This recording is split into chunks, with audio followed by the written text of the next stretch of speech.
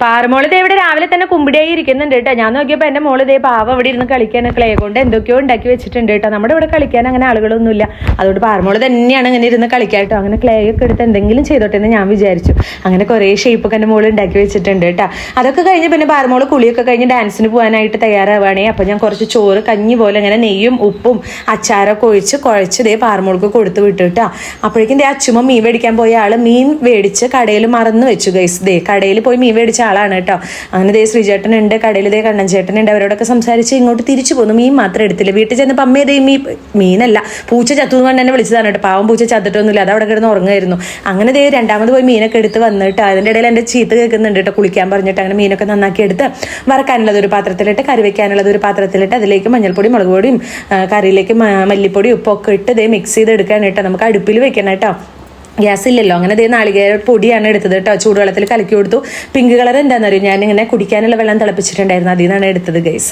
അങ്ങനെ ദേ അപ്പോഴേക്കും അവിടെ വൃത്തിയാക്കി ഇടുകയാണ് കേട്ടോ. മീൻ കൊണ്ട് അടുപ്പിൽ വെച്ചിട്ടുണ്ട് തിളയ്ക്കാനായിട്ട്.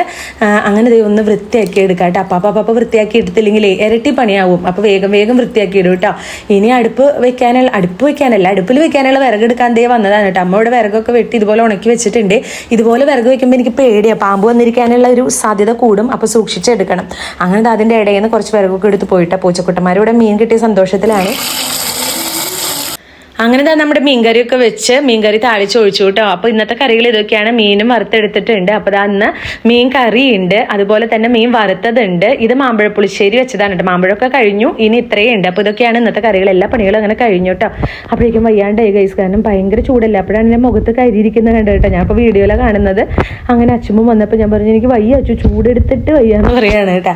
അങ്ങനെ അച്ഛമ്മ കുളിച്ചിട്ട് വന്നു കേട്ടോ. അപ്പോഴേക്കും ആ ചട്ടിയിൽ ചോറ് വേണമെന്ന് ചോദിച്ചപ്പോൾ അച്ഛമ്മന് വേണ്ടാന്ന് പറഞ്ഞു. അപ്പോൾ ഞാൻ അതിൽ കുറച്ച് തലേ ദിവസത്തെ തണുത്ത ചോറുണ്ടല്ലോ അത് ഇട്ട് അതിലേക്ക് കുറച്ച് മാമ്പഴ പുളിശ്ശേരി അങ്ങോട്ട് ഒഴിച്ച് അങ്ങനെ കഴിച്ചു ഗൈസ്. എന്തോ ഒരു ടേസ്റ്റ് എന്നറിയോ. എൻ്റെ അമ്മ അടിപൊളി ടേസ്റ്റ് ആയിരുന്നു കേട്ടോ. മീൻ വറുത്തതും ഉണ്ടായിരുന്നു. അങ്ങനെ അതൊക്കെ കഴിച്ചപ്പോൾ ഒരു ആശ്വാസം. പിന്നെയാണ് ഞാൻ പോയി കുളിച്ചത് കേട്ടോ.